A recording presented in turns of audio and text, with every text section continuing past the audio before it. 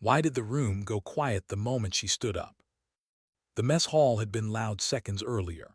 Forks scraping trays, boots scuffing tile, the familiar chaos of 100 Marines moving through lunch like a tide that never stopped coming. Then a shove sent a metal bucket skidding across the floor, water exploding outward like a dropped memory. The woman went down hard, her shoulder striking concrete, her breath knocked loose in a sharp, private gasp no one bothered to acknowledge. "Watch where you're going," the Marine said, voice thick with authority and something uglier beneath it. "You people always get in the way." She didn't answer. She didn't look up right away either. Just stayed there for half a second longer than necessary, palms flat against the cold floor, letting the noise settle back into her body. Around her, laughter crept in, uneasy, complicit, relieved that it wasn't happening to them. When she rose, she moved carefully, not weakly, carefully, like someone who knew exactly how much pain her body could tolerate before it demanded payment later. Her name tag read Amber, blue custodial shirt, sleeves rolled just enough to reveal forearms marked by old lines that didn't belong to accidents. The Marine staff sergeant, judging by the chevrons, loomed over her as she retrieved her mop. "Nothing to say?" he asked, stepping deliberately into the spill. "Good, know your place." She nodded once. That was all. But as she bent to wring out the mop, her grip shifted, thumb aligned, wrist neutral, pressure distributed with unconscious precision. Anyone who had ever held a rifle would have recognized it. No one did. Not yet. She resumed mopping like the moment had already passed, like it hadn't etched itself into memory the way moments like that always did. She worked her way toward the far wall, choosing a position near the windows. From there she could see almost everything. Exits, corners, reflections in stainless steel. Old habits followed her like ghosts she never bothered trying to exorcise. She told herself she was fine. She told herself this was temporary. She told herself silence had a purpose. But there was something she hadn't told them. Not yet. Why did she clean like someone expecting an ambush? Rumors traveled fast on base. They always did. By the time she finished her second pass across the floor, the story had already changed. She got fired from her last job, someone whispered near the soda machine. Caught stealing, another voice added too casually.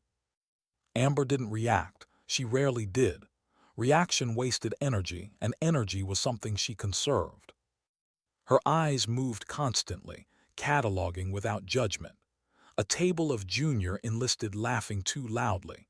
An officer near the windows pretending not to notice anything at all. A weapons maintenance group breaking down rifles with sloppy familiarity.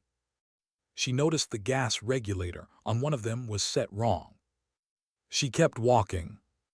The shove replayed itself in her mind not as anger but as data. The tone, the posture, the way no one intervened, not even the ones who flinched. That hurt more than the shove. A young lieutenant tried to speak up.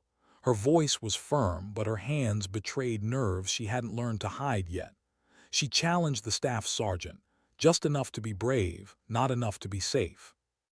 Authority crushed her instantly. Amber watched it happen and felt something twist in her chest that she forced herself to breathe through. She wanted to say something, wanted to step in. She didn't, because she wasn't here for moments. She was here for patterns. Behind the counter, an older man watched her the way Marines learned to watch things that didn't quite fit. He'd worn the uniform long enough to recognize posture before rank, stillness before violence. Her hands moved when they shouldn't have, organized fallen plates too neatly, corrected chaos without thinking. She caught herself, forced the habit down. But the man saw it. And once seen, things like that couldn't be unseen. Why did a joke land like a threat? The civilian contractor thought he was clever. They always did. He blocked her path with a coffee cup and a grin that had never been challenged hard enough to crack. made a joke about mops and rifles, waited for laughter to carry him through it. Amber didn't respond, so he touched her. That was the mistake. The movement happened faster than explanation. A pivot, a redirect. Her body remembered before her mind caught up. His wrist folded in on itself at an angle that rewrote his understanding of pain. She let go immediately. "Sorry," she said, voice flat, reflex. She walked away while he stood frozen, staring at his own hand like it had betrayed him. The older man behind the counter stopped stirring his pot. That wasn't luck. That wasn't internet self-defense. That was training bought with blood. Why did insults stop working? They escalated when ridicule failed. Buckets kicked over. Smiles sharpened. A game built on small humiliations that grew bolder with each unanswered act. Amber cleaned the same floor twice without complaint. But something inside her hardened. Not anger. Resolve. Later in the men's restroom, she scrubbed graffiti off a mirror. One phrase made her stop breathing. A name. A place. A memory that didn't fade no matter how many years passed. She erased it slowly, methodically, like it deserved the dignity of attention before disappearing. When laughter rose again in the mess hall, laughter about a Marine who had died overseas, reduced to a punchline, her hands shook for the first time in weeks. She steadied them. She stayed silent. But something inside her reached its limit. Why did the answer come out so easily? They cornered her again, this time with a question meant to humiliate. Weapon specs, numbers, jargon. The contractor smirked, confident. Amber answered without thinking. Her voice didn't rise, didn't falter, it simply knew. Rates of fire, engagement distances, maintenance procedures spoken with the quiet certainty of someone who had depended on them to survive. Silence swallowed the room. She walked away before anyone could ask why she knew any of it. Behind her, speculation bloomed. Ahead of her, consequences stirred. Why did authority suddenly start watching? The sergeant major entered the mess hall like gravity itself, didn't raise his voice, didn't need to. His eyes found Amber instantly. They held each other's gaze for a heartbeat. Recognition passed between them, not personal but professional, a shared understanding written into posture and restraint.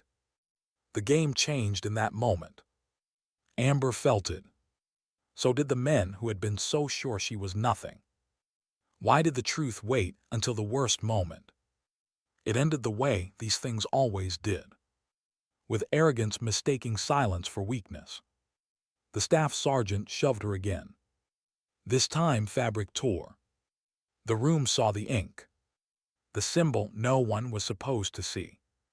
The eagle, the stars, the words burned into skin like a promise kept at terrible cost. No one breathed. The colonel entered and saluted her.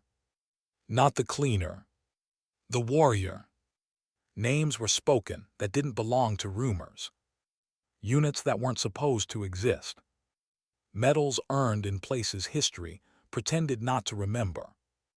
The staff sergeant's career collapsed in real time. So did the others. Amber stood there quietly while justice finally caught up to momentum. She didn't smile. She didn't gloat.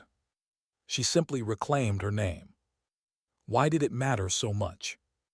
Because it was never about rank. It was about how easily people decided who deserved dignity. Because strength doesn't announce itself.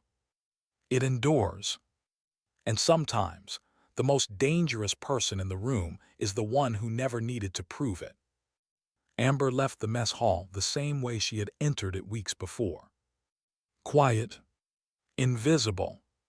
But this time, the silence followed her with respect. And somewhere between the sound of boots and closing doors, a lesson settled into the bones of everyone who witnessed it. Sometimes dignity doesn't speak. It simply acts. Why did the silence feel heavier after everyone started talking again? The mess hall returned to noise the way a body returns to breathing after a held breath, awkwardly, unevenly, with a strange awareness that something fundamental had shifted. Laughter came back first, too loud, forced. Conversations restarted in fragments, missing their original rhythm. But the space around Amber stayed hollow, as if sound itself hesitated to cross it. She pushed her mop forward, then back, forward, back. The same motion she had repeated thousands of times over the last 6 weeks. Muscle memory took over where thought threatened to intrude. Don't react. Don't engage. Observe. That had been the rule from day one. Still, she felt it now, the looks that lingered a half-second too long, the questions forming behind eyes that had once slid past her without effort. Curiosity had replaced contempt, and in some ways that was worse. Curiosity made people careless. She adjusted her route subtly, never fully turning her back to anyone. Old instincts. The kind you never unlearn, no matter how hard you try to bury them under civilian fabric and lowered expectations.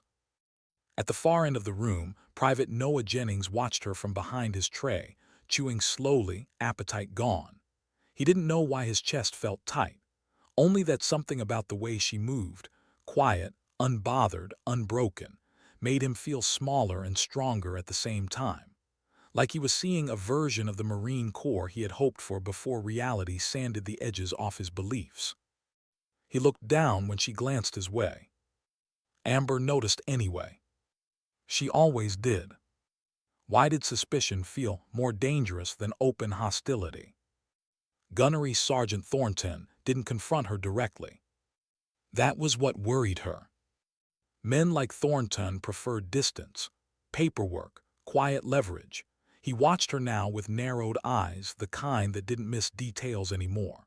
His phone stayed in his hand longer than necessary, thumb moving in short bursts. Background checks, she thought. Good. Let him dig. Let him hit walls. Walls made people nervous. Amber turned into the corridor leading to the men's latrine, bucket wheels squeaking softly against the concrete. The hallway smelled faintly of disinfectant and old paint. Institutional, impersonal, safe in a way.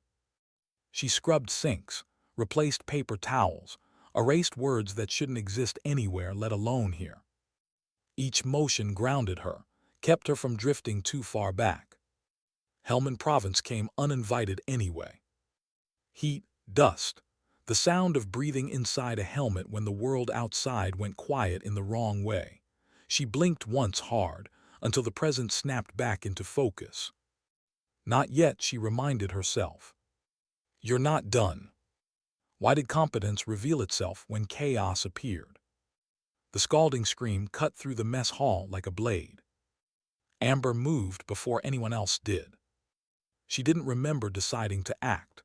One moment she was stacking trays, the next she was at the young Marine's side, already guiding him toward ice, already assessing damage. Don't rub, she said calmly. Pressure, elevate. Her voice carried authority without volume. It always had. She checked his pulse, his breathing, the pattern of the burn, cataloged everything in seconds. He stared at her like she'd just pulled him out of the ocean. Are you a medic? He asked. Something like that. She stepped back before gratitude could turn into questions. Too many questions got people hurt. Behind the counter, Silas set down his ladle slowly. He didn't smile, didn't frown. He simply filed the moment away. Why did ridicule turn into fear? The contractor tried again. They always did when pride bruised. This time he brought witnesses, Marines who owed him favors, men who felt safer in a group. He asked a technical question meant to corner her. She answered it anyway. Not to prove anything.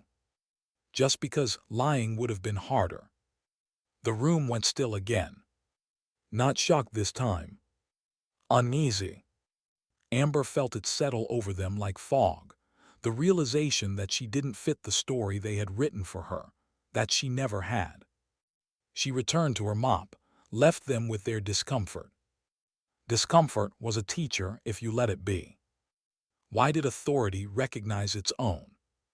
Sergeant Major Caldwell sat where he always did, back to the wall, eyes forward. He had learned long ago that rank didn't make you observant, survival did. Amber's movements bothered him. Not because they were threatening, because they were familiar. He had seen that stillness before, in safe houses, in briefing rooms where maps were classified and names were redacted, in people who didn't need to speak loudly because they carried gravity with them. Their eyes met briefly. That was enough. He didn't need her file. He already knew the type. Why did confrontation feel inevitable? It came in the loading bay, where exits narrowed and egos felt bigger. The staff sergeant blocked her path with his body, and 4 men who hadn't yet learned when to step away. "You've been making us look bad," he said. She studied his stance, too much weight on his heels, anger masquerading as confidence. "Walk away," she said quietly. He laughed. That was his second mistake. When she mentioned Helmond, his face told her everything before his mouth did. Fear always surfaced the truth faster than words. She didn't need to threaten him. The truth was enough. He backed down. For now. Amber picked up her mop and left him standing there with his certainty cracking at the edges.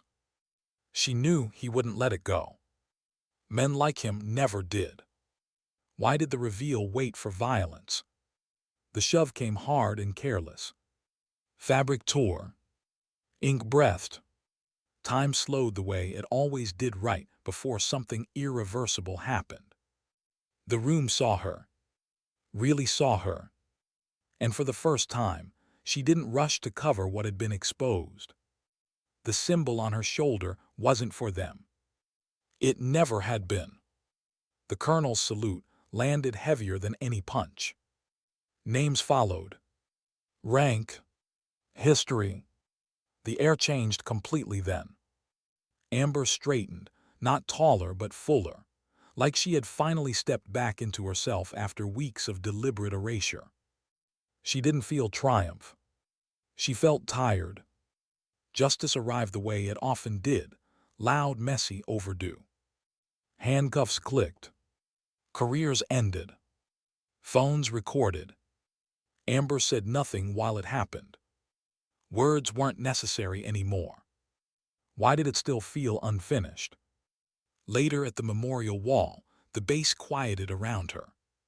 She found the name without searching. Her brother.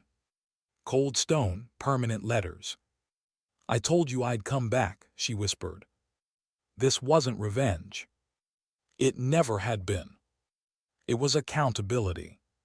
Footsteps approached behind her.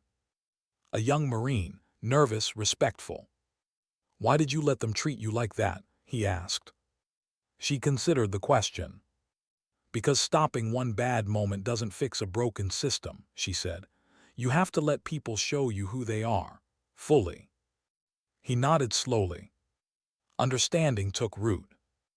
Amber turned away from the wall with something lighter in her chest and something heavier waiting ahead.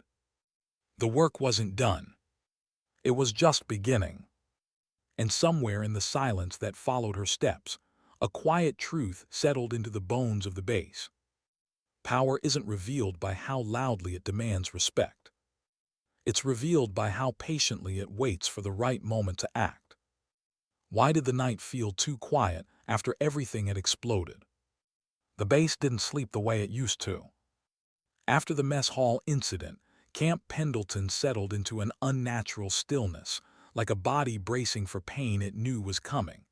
Doors closed more softly. Conversations lowered themselves without being told. Laughter, when it appeared, felt borrowed, careful, temporary, as if joy itself might be called in for questioning. Amber felt it as she walked the perimeter of the barracks housing that had once ignored her completely. The same boots, the same concrete paths, but now eyes followed her, not openly, not boldly, just enough to be felt. She hated that part. Visibility had never been her goal. Truth had been.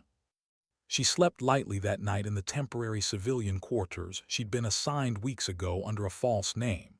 Habit woke her every 90 minutes, body checking for threats that no longer existed here, at least not in the same way. She lay still in the dark, listening to the low hum of the bass, memories brushing the edges of her thoughts. Helmand again. Always Helmand. She saw her brother's face the way it looked before deployment, trying too hard to be brave, pride leaking through the cracks. He'd called her the night before his last patrol, joked about the heat, asked questions he didn't need answers to, just excuses to keep her on the line. "I filed another report," he'd said quietly near the end. "You did the right thing," she'd replied. Feels like shouting into the wind. The wind had answered with gunfire. Amber sat up in bed, breath controlled, jaw tight. She had learned a long time ago not to let grief drive. Grief made mistakes. Grief rushed. Grief burned bridges before it crossed them. Resolve was quieter. Resolve waited. Why did the investigation move faster once fear entered the room? By morning, the base felt like a different organism entirely. Unmarked vehicles parked near admin. Shore patrol officers moved in pairs instead of alone. Doors that had always been closed suddenly opened when senior leadership walked by. The machinery of accountability had started turning, and once it did, it didn't care who got crushed in the gears. Amber walked into the mess hall again, not as a cleaner this time, but not yet as herself either. She wore the same blue shirt, the same neutral expression. Habit died hard. Conversations stopped when she entered. She ignored them. Sergeant Major Caldwell met her near the back, hands folded behind his back, posture perfect but his eyes tired.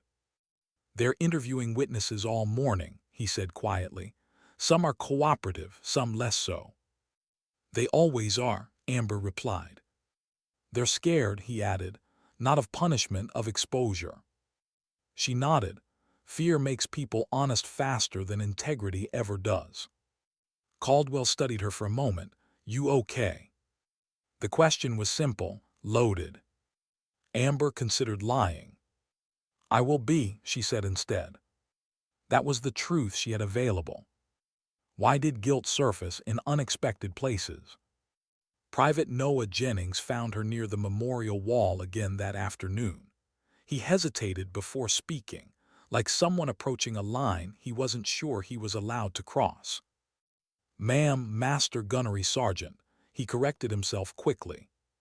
She waved it off. "Amber is fine for now." He swallowed. "I keep thinking about that first day. When he shoved you, I saw it. I didn't say anything." His shoulders sagged, as if admitting it physically hurt. Amber didn't answer right away.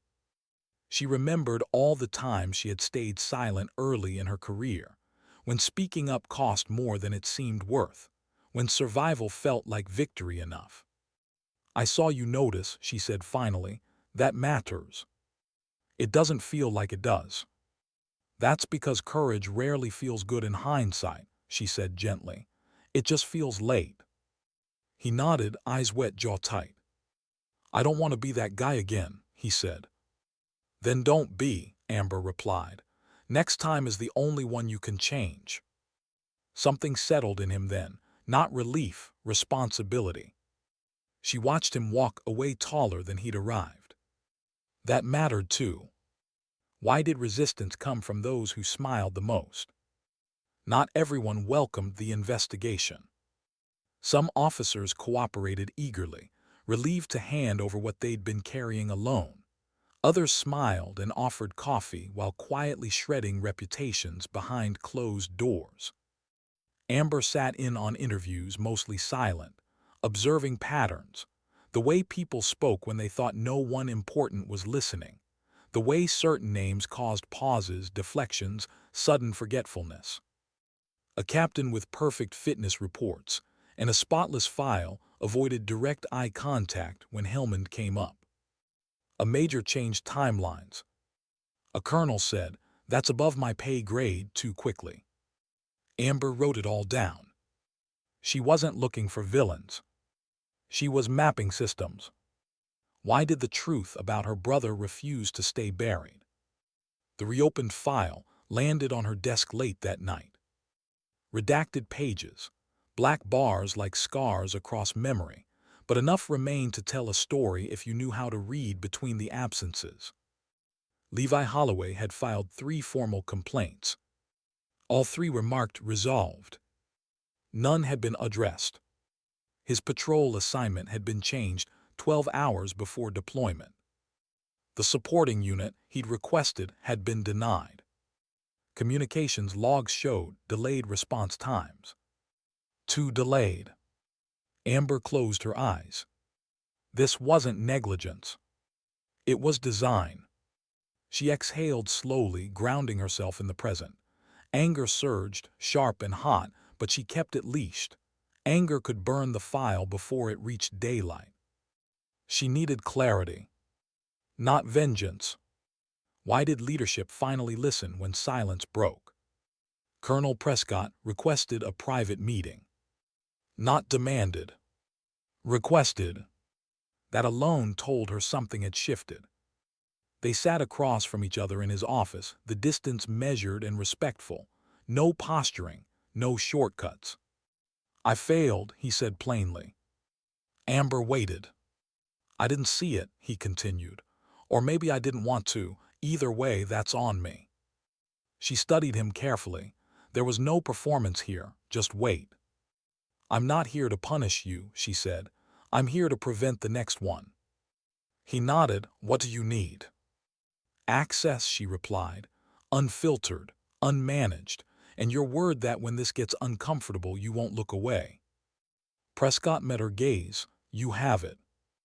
That was the easy promise. The hard part would come later. Why did the base feel smaller as the truth expanded? As the days passed, more names surfaced, more patterns aligned. The web stretched wider than she'd hoped and narrower than she'd feared. This wasn't corruption born of monsters. It was erosion. Small compromises layered over time, silence normalized, accountability outsourced, power protecting itself because it always had. Amber walked the base in the evenings, past barracks and training fields, listening to the rhythm of a place learning to look at itself honestly. Some Marines avoided her. Others nodded with quiet respect. A few stopped her to say thank you without knowing exactly why. She accepted none of it personally. This wasn't about her. It never had been. Why did closure feel like movement instead of peace? At the memorial wall again, Amber stood longer this time. "I'm getting closer," she whispered to the stone. "Not fast, but right." The wind moved through the trees behind her, carrying the faint sound of training cadence somewhere far off. Life continuing, always continuing. She rested her forehead briefly against the cold granite. Then she straightened. There were more installations to visit, more systems to test, more truths waiting to surface. And as she walked away, the weight she carried shifted, not lighter but better balanced. Because some burdens aren't meant to disappear. They're meant to be carried forward.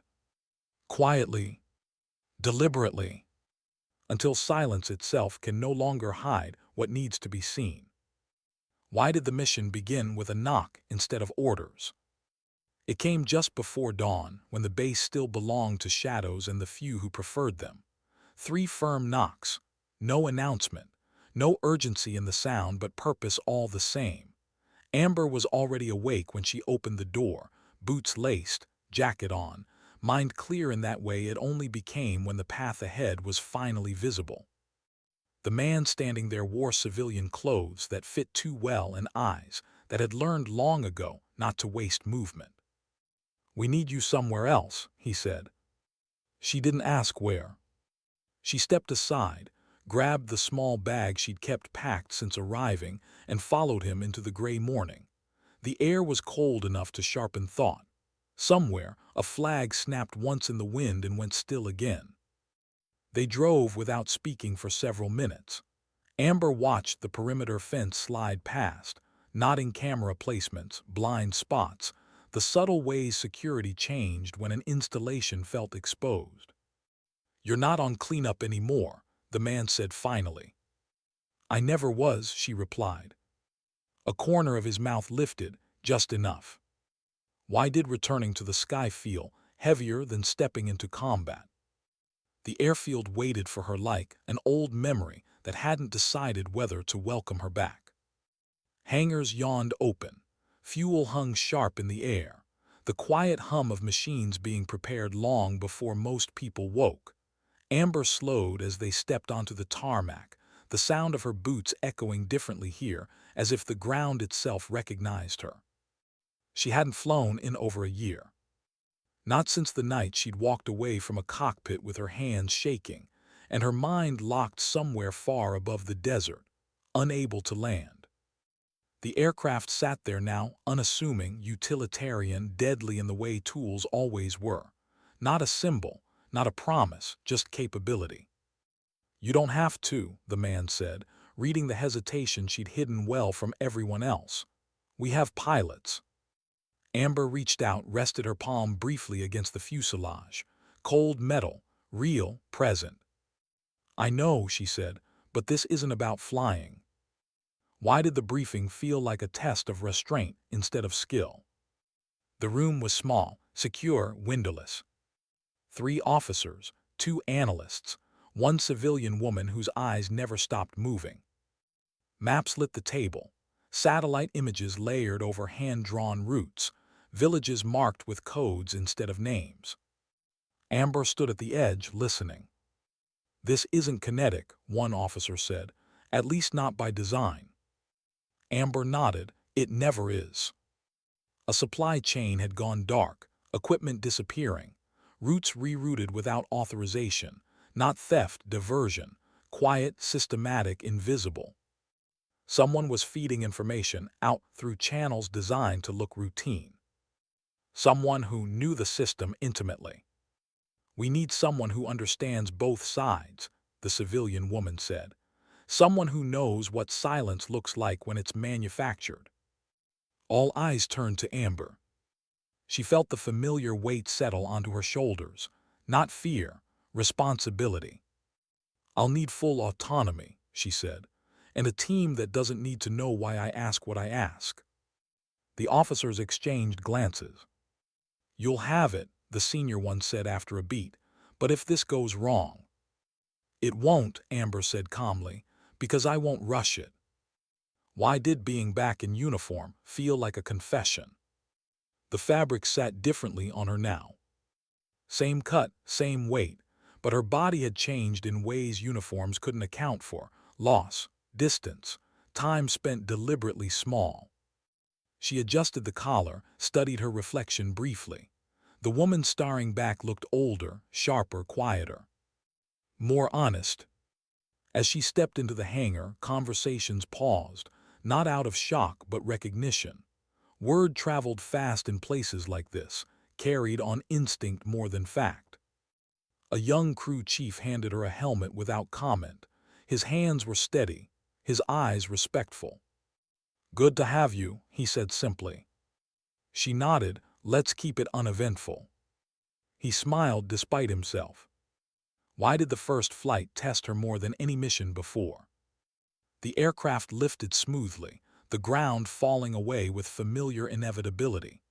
Amber kept her breathing steady, her hands light on the controls. The sky opened, and with it the past.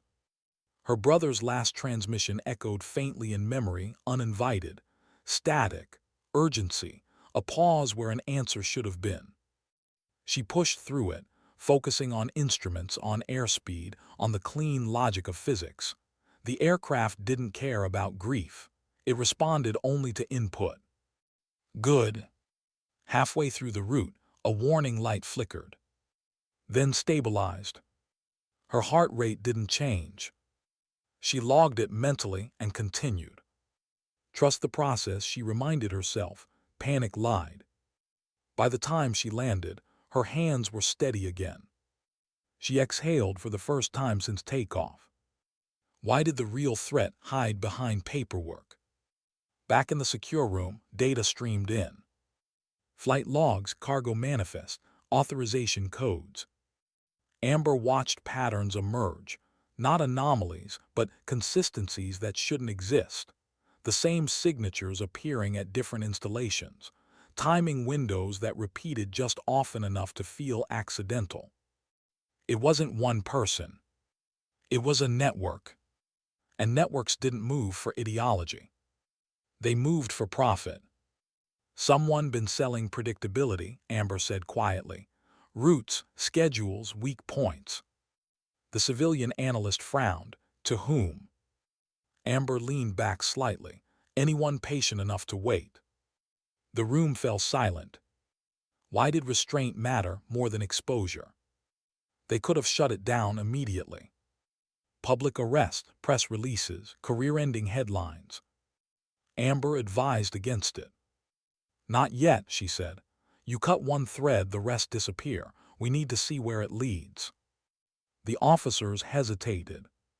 This could get ugly, one said. It already is, Amber replied. We're just choosing whether we learn from it. After a long moment, they agreed. Trust, she had learned, wasn't built by certainty. It was built by results. Why did progress feel lonelier than failure? That night, alone in temporary quarters near the airfield, Amber sat on the edge of the bed and stared at her hands. They were steady again. That should have felt like victory. Instead, she felt the old ache, the cost of stepping back into a world she'd tried to leave behind, the distance it created from people who couldn't follow and shouldn't have to. She pulled out a folded photo from her bag. Her and her brother, younger, smiling in borrowed sunlight. I'm still here, she whispered. Outside, engines powered down one by one, the base settling into a quieter rhythm. The mission had begun. Not with gunfire, not with orders, but with the hardest choice of all. To return and carry forward what silence had been holding back for far too long. Why did the danger feel closer when everything appeared under control? The first week passed without incident. That was what unsettled Amber the most. Systems responded. Data flowed. The network revealed itself slowly, like a shoreline at low tide. Names surfaced that didn't belong together. Accounts tied to shell companies registered under harmless-sounding logistics firms. Transfers small enough to avoid alarms, consistent enough to build infrastructure. Everyone else called it progress. Amber called it patience on the enemy's side. She sat in the secure room late one evening, screens casting soft blue light across her face. Outside, the base moved through its routines, training cycles, night watch, engines humming in the distance. Life continuing, unaware of the fracture lines beneath it. You think they know we're watching, the civilian analyst said from across the table. Amber didn't answer immediately. She rewound a data sequence, watching timestamps align in a way that felt intentional. They don't know who, she said finally, but they know something shifted. And that worries you. It should, Amber replied. People who have been invisible for years don't panic, they adapt. She leaned back, closing her eyes briefly. Fatigue pressed in, not physical, but cumulative. The kind that came from holding too many threads in your head at once, knowing one mistake could unravel everything. She felt it then. That familiar tightening in her chest. Not fear. Anticipation. Why did intuition speak louder than evidence? The supply diversion route through the coastal airstrip bothered her. On paper it was clean, too clean. Authorization codes rotated perfectly, inspections logged on schedule, nothing missing long enough to raise concern. Except for one thing. The timing. Every reroute occurred within a 48-hour window following unrelated base incidents, minor altercations, procedural violations, paperwork errors, noise, distraction. She pulled up the personnel logs. Same 3 supervisors on duty each time. One of them had signed off on her brother's last patrol reassignment. Amber's jaw tightened. She didn't tell anyone yet. Evidence mattered more than certainty. But certainty was growing teeth. Why did confrontation arrive disguised as routine? The call came mid-morning. "Pilot Holloway," the voice said evenly. "Command would like you to brief a visiting oversight team."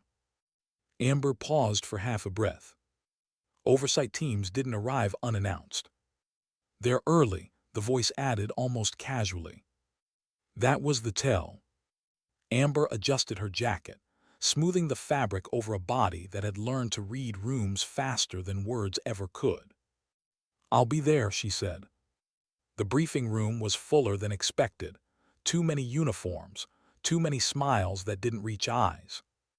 The man at the center stood when she entered, civilian suit, military posture. "Master Gunnery Sergeant Holloway," he said warmly, "I've heard a lot about you." "Then you're already behind," she replied. A flicker of surprise crossed his face. Amusement followed. "Direct," he said, "I like that." She didn't sit. The presentation began, charts, assurances, carefully curated transparency. Amber listened without interrupting, tracking inconsistencies as they surfaced. Small contradictions, language choices meant to soothe rather than clarify. When they finished, the room waited for her reaction. She asked one question. Why does every significant loss occur when oversight rotates? Silence. The man smiled again, slower this time. Correlation doesn't imply causation, he said. No, Amber agreed, but repetition implies comfort. The smile faded. Why did pressure increase when politeness failed? They tried persuasion next. A private meeting, coffee offered, praise layered thick enough to feel suffocating. "You've done remarkable work," the man said, "but you have to understand, exposing this too broadly could damage morale." Amber stared at him steadily. Morale built on lies doesn't survive truth anyway. He leaned forward slightly. "There are careers at stake." "There always are," she replied. "That's not my concern." He exhaled, irritation flashing before being tucked away. "You're chasing ghosts." Amber stood. Ghosts don't leave audit trails. She walked out without waiting to be dismissed. Behind her, the room exhaled. Ahead of her, the air felt heavier. Why did isolation feel intentional? Her access privileges changed that afternoon. Subtle, delayed load times, requests rerouted, meetings rescheduled without notice.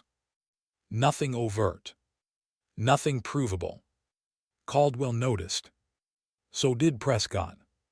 "They're boxing you in," Prescott said quietly in his office, blinds drawn, "trying to slow you down." Amber nodded. "That means we're close."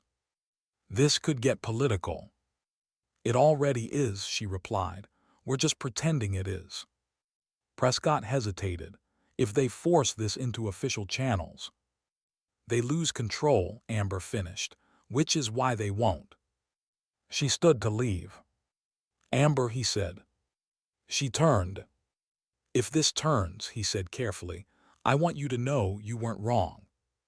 She studied him for a long moment, then nodded once. That was all either of them could offer. Why did the trap feel familiar? The alert came in just after midnight. Unauthorized aircraft movement, coastal airstrip, no flight plan. Amber was already moving. She didn't wait for clearance that might never come. Didn't ask permission from systems designed to hesitate. She grabbed her gear, heart steady, mind sharp. In the cockpit, the world narrowed to instruments and sky. She felt alive in a way that scared her. As she climbed, radar painted a lone blip moving fast and low. Not military, not civilian. Intentional. She adjusted course, keeping distance, watching. The aircraft below altered trajectory. Toward restricted airspace. Toward a place that didn't officially exist. Amber's pulse quickened. This wasn't a test. It was a handoff. Why did the past collide with the present? Her radio crackled. "Holloway, break pursuit," a voice ordered. That's a direct command. She recognized it. The supervisor. The same one from the logs. Her brother's logs. She didn't respond. She descended instead, closing the gap just enough to record identifiers, markings designed to evade notice. The other aircraft veered sharply, attempting to disappear into terrain. Amber followed for 5 more seconds, then broke away. 5 seconds was all she needed. She climbed hard, heart pounding now, not with fear but with confirmation. They had tried to stop her. That told her everything. Why did the aftermath feel more dangerous than the chase? Back on the ground, she was met by security. Not hostile. Formal. "Pending review," they said. "You're relieved of flight duties." Amber handed over her helmet without comment. Caldwell arrived moments later, eyes blazing. "They're burying it," he said under his breath, calling it a training error. Amber nodded, expected. "But you got something," he pressed. She met his gaze. Enough. Why did clarity arrive with loss? Alone again, Amber reviewed the data she'd captured. Serial numbers, heat signatures, a partial tail marking that matched nothing in official registries. But matched something else. A defunct contractor. One tied to Helmand. Her brother's file. The room felt very still. She closed her eyes, letting the grief surface this time, letting it exist without steering. "I see it now," she whispered. This wasn't about stealing supplies. It was about shaping battlefields before battles began. Selling advantage. Selling lives. She straightened, resolve crystallizing into something colder.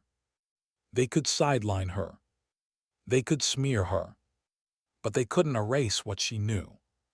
And as dawn crept toward the horizon, Amber understood the truth she'd been circling since the mess hall, since the shove, since the silence. The system wasn't broken. It was compromised. And the only way to save it was to expose it completely. No matter the cost.